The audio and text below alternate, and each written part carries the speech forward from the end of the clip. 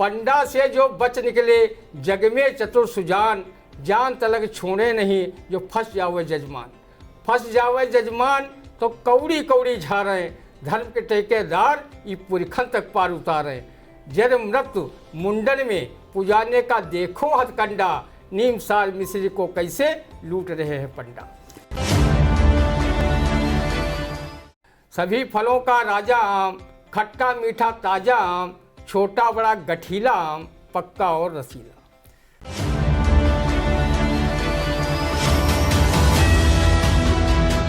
नमस्कार, आप देख रहे हैं इंडिया और मैं हूं उदय चौहान।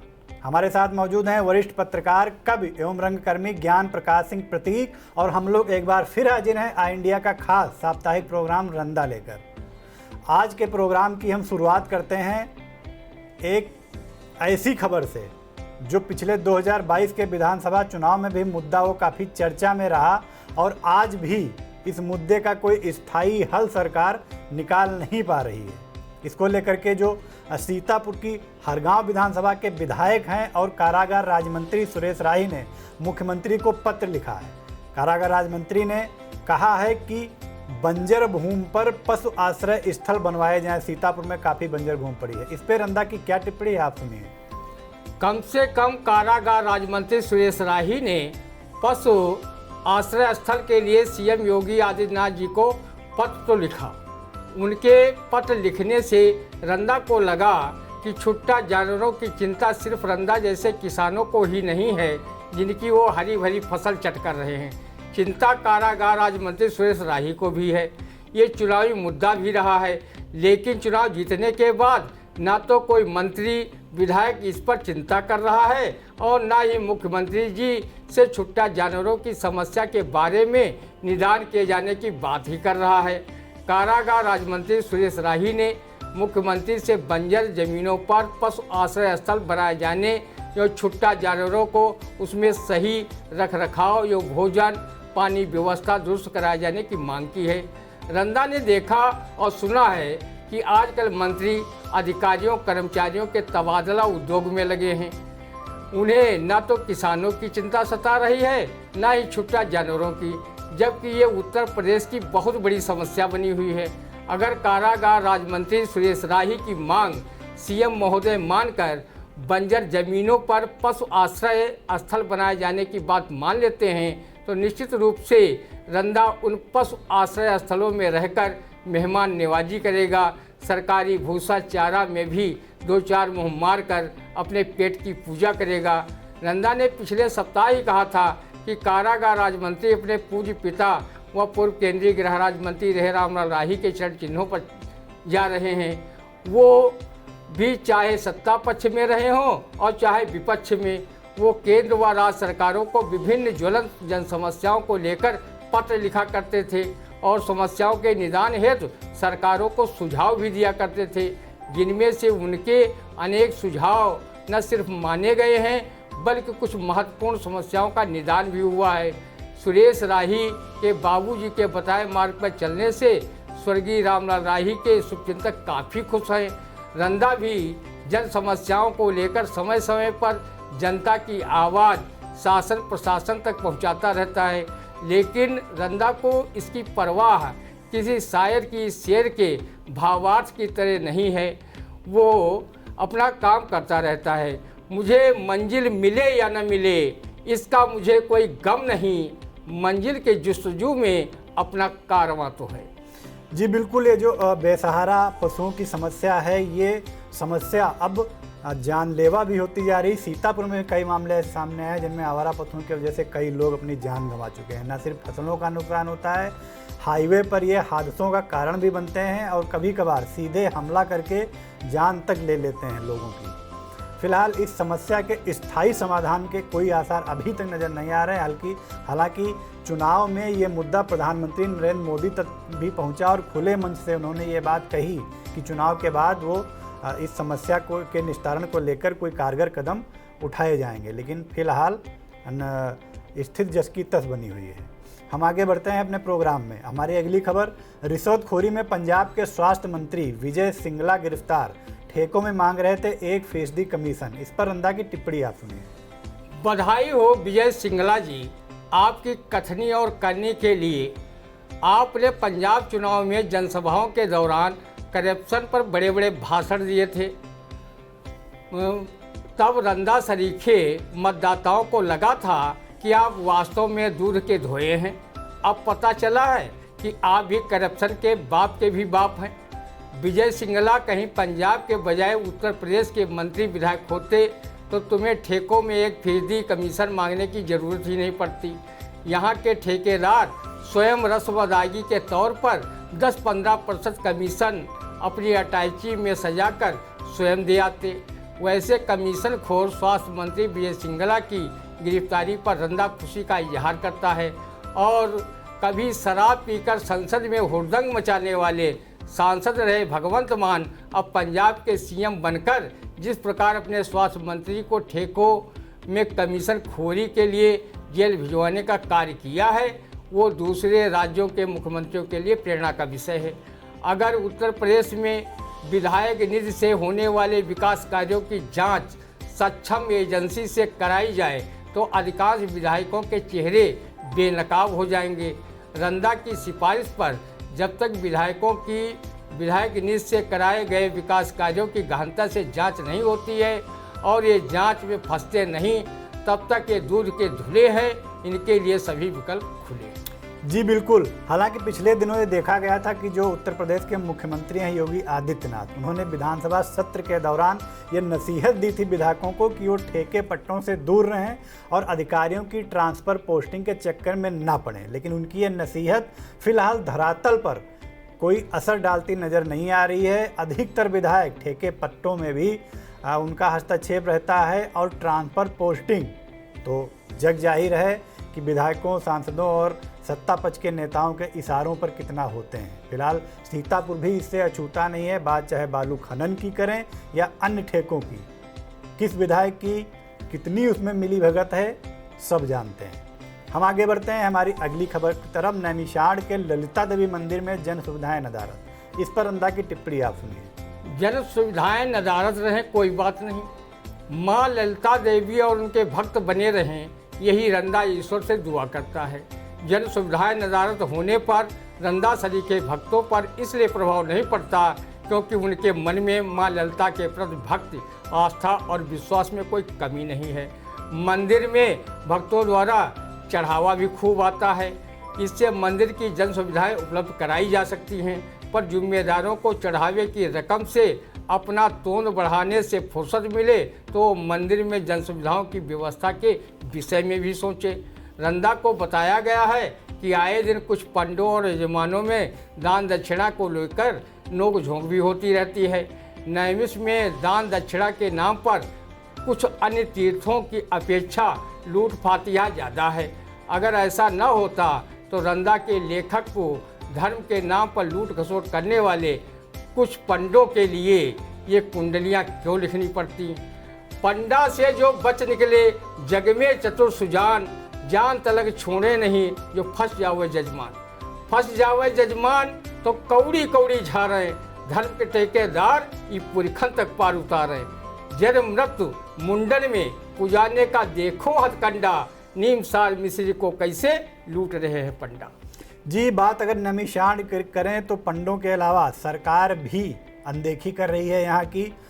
ये वो पावन धरती है, पावन धरा है जहाँ पर सनातन धर्म के, जो हिंदू धर्म के जितने भी देवी देवता होते हैं वहाँ यहाँ पर वो उतर आ चुके हैं और सभी का यहाँ पर वास बताया जाता है। इसके बावजूद कागजों में और दावों में तो नैमिषारण्य का चहुमुखी विकास खूब किया जाता है, हकीकत इसके बिल्कुल उलट है। फिलहाल कब सरकारें अपने दावों को अमल में ला पाती हैं ये देखने वाली बात होगी।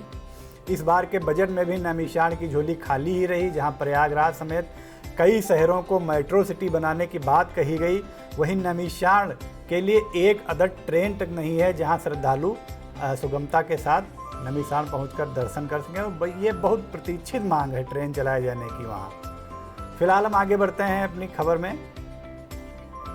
मिश्रिक स्थित पवित्र दधीच कुंड में मरी हजारों मछलियां, जिम्मेदार नहीं दे रहे ध्यान, श्रद्धालुओं में आक्रोश। इस पर आप रंदा की टिप्पणी सुनिए।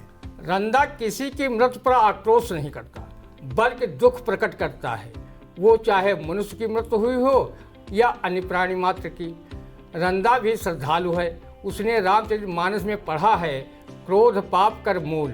महर्षि रविदास इंटर कॉलेज रामबाग मिश्रिक के प्रधानाचार्य प्रेम बाबू सिंह 1.5 दशक पूर्व इस दधीच कुंड में डूबकर मर गए। उनके बाद से लेकर अब तक कई लोग इस पवित्र तीर्थ में डूबकर स्वर्ग को चले गए। तब जिम्मेदारों ने कुंड की सुरक्षा संरक्षा पर ध्यान नहीं दिया, तो वो मछलियों के मरने जीने पर क्या ध्यान देंगे। हर साल जल प्रदूषण से हजारों मछलियां मौत के मुंह में चली जाती हैं, जिसकी खबर जब मीडिया की सुर्खियां बनती है तब जिम्मेदार थोड़ा जगते हैं और कुंड में चूना इत्यादि डलवाकर अपनी औपचारिकता निभा देते हैं। इनसे कोई पूछने वाला नहीं है कि दधीच कुंड की सफाई व रखरखाव का पैसा जो सरकार भेजती है, आखिर उसे कौन डकार रहा है। अगर पैसा डकारा न जाता तो जो मछली मरी हैं वो जीवित रहकर दधीच कुंड की शोभा बढ़ा रही होती। जी बिल्कुल, और ये आज की बात नहीं है, पिछले कई वर्षों से ये सिलसिला लगातार चला आ रहा है। इस बाबत हमने कई खबरें प्रकाशित की, इसलिए ये जो घटना है हमारी जानकारी में है। जांच के आदेश हुए, समिति भी बनाई गई कुंड का जो जल है उसको बदलने के लिए और उसमें ऑक्सीजन बनी रहे, उसको साफ़ सुथरा बनाए रहने के लिए कवायदे भी खूब हुए, लेकिन फिलहाल धरातल पर स्थिति नहीं बदली और आज भी मछलियों के मरने का सिलसिला वहाँ जारी है। हम बढ़ते हैं अगली खबर की तरफ। थाना सदरपुर क्षेत्र में एक किशोरी की सर्पदंश से मौत, इस पर रंदा की टिप्पणी आपने। सर्पदंश से हुई किशोरी की मौत पर रंदा दुखी है। अगर सर्प देवता तुम्हें किसी को काटना ही था तो किशोरी के बजाय किसी नेता को काट लिए होते, तब तुम्हें पता चलता कि किसी को काटने का क्या हश्र होता है। अगर नेता सांप से भी जहरीला न होता तो किसी व्यंग कवि को ये कहने की जरूरत ही नहीं पड़ती, सांप ने एक नेता को डसा, नेता को तो कुछ नहीं हुआ, बेचारा सांप चल बसा। जी बिल्कुल, ये सटीक व्यंग है। हमारी अगली खबर, गैंगस्टर मुजीब अहमद व उनके करीबियों की अब तक 1 अरब की संपत्ति जब्त, इस पर रंदा की टिप्पणी सुनी। रंदा गैंगस्टरों के खिलाफ की जा रही कार्रवाई पर शासन प्रशासन का तहे दिल से स्वागत करता है और अपेक्षा करता है कि अन्य गैंगस्टरों पर भी ऐसी कार्रवाइयाँ चलती रहें। गैंगस्टर मुजीब अहमद की तरह शहर में कई और भी गैंगस्टर हैं जिन्होंने हमेशा सत्ता के साथ रहकर अकूत नामी बेनामी संपत्ति के स्वामी बने हुए हैं। रंदा देख रहा है कि जिन गैंगस्टरों ने हाथ में कमल का फूल थाम रखा है, प्रशासन उन पर कार्रवाई करने की हिम्मत नहीं जुटा पा रहा है। कमल छाप गैंगस्टरों की अवैध कमाई से बनाई गई इमारतों को गिराने के बजाय बुलडोजर उन्हें दूर से प्रणाम कर रहा है। जो प्रशासन एक अतिक्रमणकारी व्यवसायी की कठोर बातें सुनकर भी उसके विरुद्ध कार्रवाई न कर पाया हो, तो वो कमल छाप गैंगस्टरों के विरुद्ध क्या कार्रवाई करेगा, जिनके ऊपर सत्ताधारी दल के बड़े नेताओं का आशीर्वाद है। सीएम योगी ने बिना भेदभाव के गैंगस्टरों के ऊपर कार्रवाई करने का आदेश दे रखा है, लेकिन उसका पालन प्रशासन जिस दिन कराएगा उस दिन रंदा उनका शुक्रिया ढोला की तर्ज पर ढोल पीट कर अदा करेगा। जी बिल्कुल, अगर इसको यूं कहें तो अतिशयोक्ति नहीं होगी कि सीतापुर पुलिस की अगर लाज बच रही है तो वो गैंगस्टर मुजीब अहमद की वजह से बच रही है। 3 से 4 बार कार्रवाई मुजीब अहमद और उनके करीबियों पर हुई और इस दौरान करीब 1 अरब की संपत्ति जब्त की गई। इसके अलावा जो कार्रवाइयाँ सीतापुर पुलिस ने की, उन गैंगस्टरों वो कब गैंगस्टर बने ये तो खैर इस पर चर्चा बहुत लंबी चली जाएगी। कुल मिला के रस्म अदायगी जारी है। हम आगे बढ़ते हैं।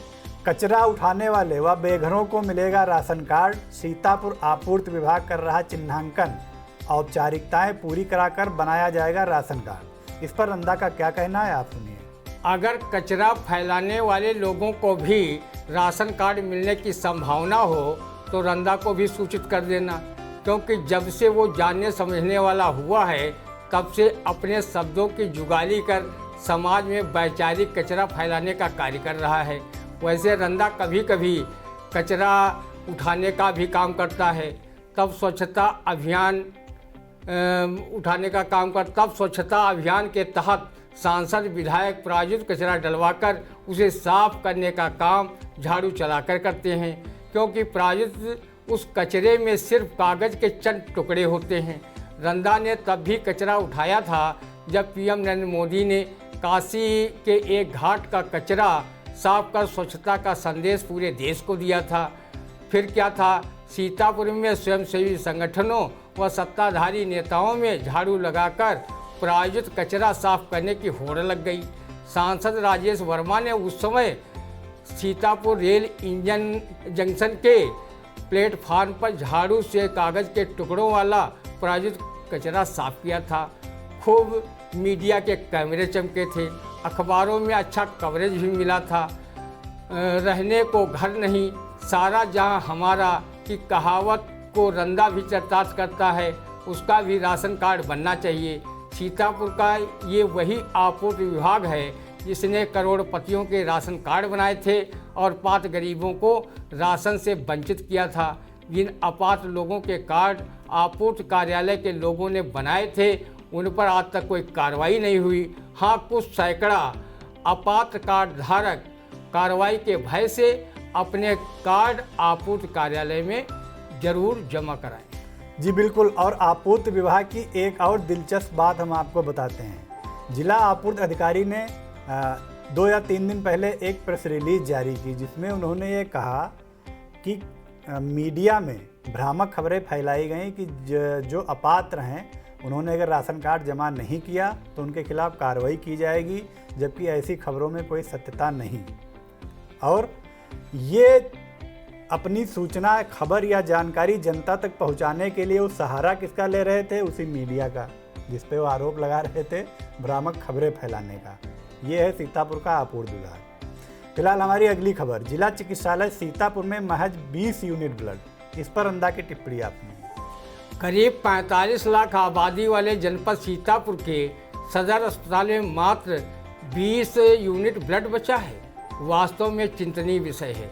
अगर सीएमएस डॉक्टर आर.के. सिंह ने संजीवन संस्था के अध्यक्ष आकाश अग्रवाल, जो भाजपा के भी शहर के नाथ बने हुए हैं, उनसे अपील कर देते तो ब्लड के मामले में जिला चिकित्सालय को ये दिन नहीं देखना पड़ता। संजीवन संस्था व आकाश अग्रवाल की अगुवाई में जिला अस्पताल में बड़े शिविर लगाकर सैकड़ों यूनिट ब्लड दान करवाया था। श्री अग्रवाल अपनी पार्टी के नेताओं से ही कह दें तो वो खुशी खुशी रक्तदान करने पहुंच जाएंगे। चर्चा है कि विपक्ष के नेताओं की अपेक्षा सत्ता पक्ष के नेताओं में खून की अधिकता होती है। सत्ता पक्ष के नेता सत्ताई मलाई चाटकर जहां अपने शरीर में खून का इजाफा कर रहे हैं, वहीं विपक्षी नेता नॉनवेज भूलकर व रूखी सूखी खाकर कुपोषण के शिकार होते जा रहे हैं। हो सकता है ऐसे कुपोषित विपक्षी नेताओं को भी आपके संस्था द्वारा दान किए जा रहे रक्त की जरूरत पड़ जाए। अगर कहीं विपक्षी नेताओं को राष्ट्रवादियों का खून चढ़ गया तो भाजपाइयों से भी ज़्यादा राष्ट्रवादी हो जाएंगे। संकर फसलों की तरह संकर रक्त भी ज़्यादा उपजाऊ माना जाता है। संजीवन संस्था व उसके अध्यक्ष आकाश अग्रवाल मानव जीवन को बचाने में जो रक्तदान करवाकर अपने सामाजिक एवं मानवीय दायित्व को निभाने में अतुलनीय कार्य कर रहे हैं। रंदा को महंगाई व बेरोजगारी ने कुपोषण का शिकार न बनाया होता तो वो भी रक्तदाता बनकर दूसरे का जीवन बचाने के काम आता। जी, महंगाई की मार नींबू मिर्च के बाद अब टमाटर कर रहा लाल। इस पर अंदा की टिप्पणी आप सुनिए। उत्तर प्रदेश में सीएम योगी आदित्यनाथ व देश में पीएम मोदी की सरकार है। कोई अंधेर राजा चौपट नगरी वाली सरकार नहीं जो टका शेर भाजी और टका शेर खाजा यहाँ बिकवाते घूमे। मंडी में सब्जियों का भाव घटता बढ़ता रहता है, इसीलिए सब्जी मंडी की आढ़तियों की रसीदों पर लिखा होता है आज का भाव ये है, कल का भाव राम जी जाने। नींबू मिर्च के महंगे होने से गरीबी रेखा के नीचे जीवन यापन कर रहे रंदा सरीखे लोग उसे खाने में प्रयोग करने की कौन कहे, नज़र उतारने के काम में भी लाने से तौबा कर रहे हैं। वो कहते हैं जिस नींबू मिर्च को खुद महंगाई की नज़र लग गई हो वो क्या हमारी नज़र खाक उतारेगा। महंगाई में टमाटर ही लाल नहीं हुआ है, हर खाद्य अखाद्य वस्तुओं को खरीदने में उपभोक्ता लाल ही नहीं पीला नीला हरा सब कुछ हो रहा है। रंदा महंगे नींबू मिर्च व टमाटर को अब खरीदता नहीं। जब उसे उसके स्वाद की इच्छा होती है तो वो सब्जी मंडी में जाकर उसका नेत्र भोग कर लेता है और मन ही मन उसके स्वाद की अनुभूति कर लेता है। जी, रामपुर मथुरा का पशु चिकित्सालय परिसर बना टेम्पो स्टैंड, इस पर रंदा की टिप्पणी आप सुनिए। अधिकांश गौवंशी पशु किसानों की फसलों को राम नाम सत्य करने में जुटे हैं। वो यहाँ इलाज के लिए आते ही नहीं। जो पशुपालक हैं उनमें से अधिकांश पशुओं की खरफूस से इलाज करते हैं। थोड़ा गंभीर होने पर झोला छाप डॉक्टरों से पशुओं का इलाज करवाते हैं। पशु चिकित्सालय रामपुर मथुरा के डॉक्टर व पैरा मेडिकल स्टाफ तो फुर्सत में ही बैठा रहता होगा। ऐसे में वो खाली बैठने से अच्छा है कि उनके परिसर में टेम्पो स्टैंड बना है। वो टेम्पो स्टैंड को स्वचालित पशु समझकर उसका इलाज करें। अवैध वाहनों के विरुद्ध सीएम योगी आदित्यनाथ ने संचालकों के विरुद्ध गैंगस्टर एक्ट की कार्रवाई किए जाने का आदेश दिया था, लेकिन अब भी जिले में अनेक जगहों पर अवैध वाहन स्टैंड संचालित हैं। उन पर गैंगस्टर एक्ट की कार्रवाई करना तो दूर, उन्हें दूब की छड़ी से भी नहीं छुआ जा रहा।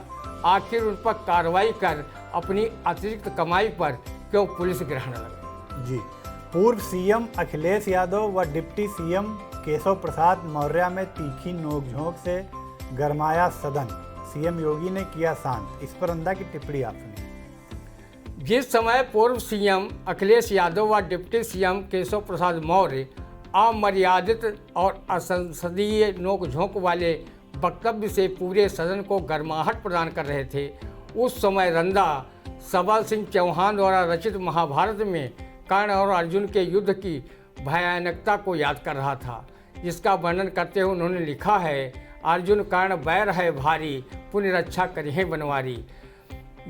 विधानसभा में जिस प्रकार दोनों ने अमर्यादित, असंसदीय और व्यक्तिगत आक्षेप वाले वक्तव्य दिए और सदन में महाभारत जैसी स्थिति हो जाती, कहो सीएम योगी आदित्यनाथ ने दोनों नेताओं सहित पूरे सदन को ठंडा कर दिया। दूसरा कोई सदन को ठंडा ही नहीं कर सकता था, क्योंकि सीएम महोदय में वो शक्ति है जो अप्रैल मई में शिमला जैसा ठंडा कर सकते हैं। विधानसभा चुनाव के एक जनसभा में उन्होंने अपने विरोधियों पर तंज कसते हुए ये बात स्वयं कही थी कि हम अप्रैल मई में भी शिमला जैसा बना सकते हैं। दोनों नेताओं ने जिस प्रकार विधानसभा में अपरिपक्व बयान दिया है उसे उचित नहीं ठहराया जा सकता। जिस विधानसभा में कभी विद्वान मनीषी रहे डॉक्टर संपूर्णानंद, सुचेता कृपलानी, पंडित कमलापत त्रिपाठी, चंद्रभान गुप्ता, राम प्रकाश गुप्ता और कल्याण सिंह जैसे लोग बैठे रहे हों, उस सदन में आज ना तो विपक्ष की भावनाओं का आदर सत्ता पक्ष और ना ही सत्ता पक्ष की भावनाओं का आदर विपक्ष कर रहा है। यही हाल रहा तो जनता के मुद्दे व समस्याएं जस की तस पड़ी रह जाएंगी।